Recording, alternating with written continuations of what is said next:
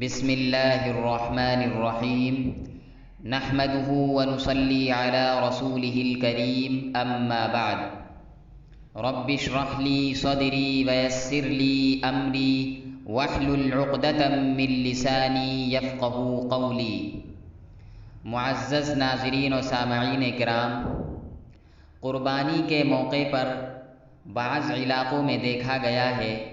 کہ قربانی کا گوشت بنانے کے لیے جن قصاب کو بلایا جاتا ہے ان کو بطور اجرت کچھ دے دیتے ہیں،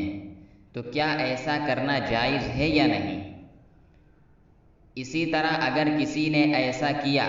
یعنی قربانی کا گوشت بطور اجرت کسی کو دے دیا تو اس کی قربانی ادا ہو جائے گی یا نہیں؟ تو اس تعلق سے فتاویٰ کی کتابوں میں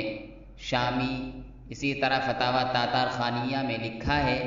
کہ قربانی کا گوشت بطور اجرت کسی کو بھی دینا جائز نہیں ہے،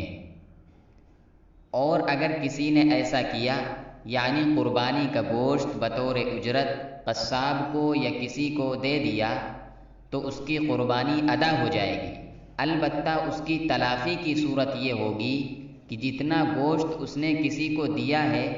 اتنی ہی قیمت نکال کر کسی کو صدقہ کر دے۔ السلام علیکم ورحمۃ اللہ وبرکاتہ۔